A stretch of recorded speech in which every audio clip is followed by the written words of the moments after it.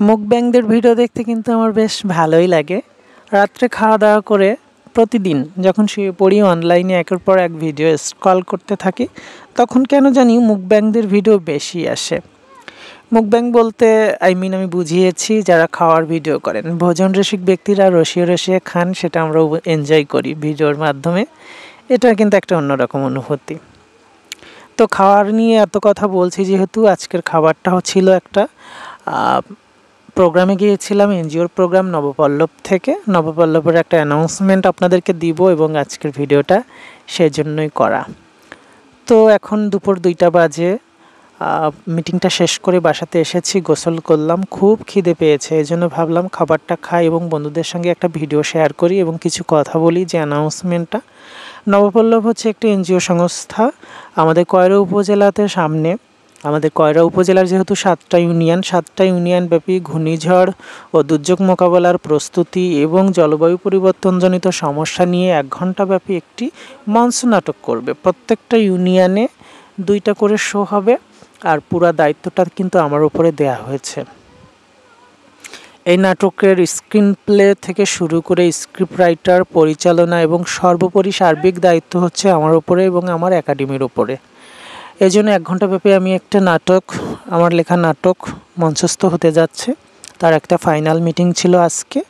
তো মিটিংয়ে খাওয়া দাওয়াটা ছিল এই। আর এনজিওর মিটিংয়ের খাওয়া দাওয়া সচরাচর আমরা খাওয়া দাওয়ার সাথে পরিচিত।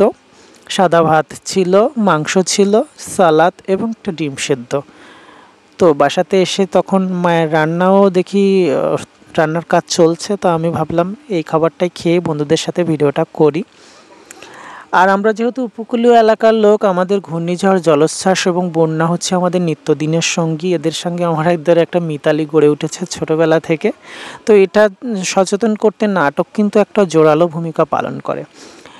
অলরেডি কিন্তু নাটকের মাধ্যমে কয়রা উপজেলার মানুষকে সচেতন করা হচ্ছে। নবপল্লব থেকে আর একটা নতুন উদ্যোগ গ্রহণ করা হয়েছে। প্রতিটা ইউনিয়ন, 7টা ইউনিয়নে এক একটা ইউনিয়নে 2টা করে প্রোগ্রাম হবে। তো সে বড় কোনো জায়গাতে, পাবলিক প্লেসে ঘূর্ণিঝড়ের এবং জলবায়ু পরিবর্তনের কারণে পলিথিনের অবাধ ব্যবহারের ফলে আমরা যে ঝুঁকির সম্মুখীন হচ্ছি পরিবেশগতভাবে, এটা নাটকের মাধ্যমে ফুটিয়ে তুলতে হবে। এর আগে আমিও এরকম কাজের অফার পেয়েছিলাম, কিন্তু আমার ব্যক্তিগত কারণে আমি সেগুলো রিফিউজ করেছিলাম। এবার আর রিফিউজ করার কোনো সুযোগ নাই, কারণ জীবনে তো অনেক বিনোদন দিলাম।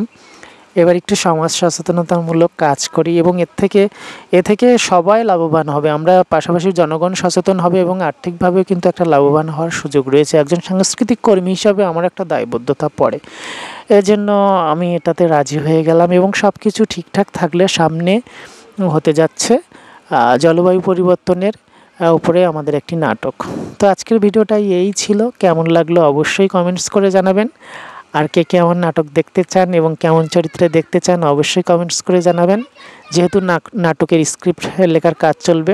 তো সবাইকে টাটা, ভালো থাকবেন।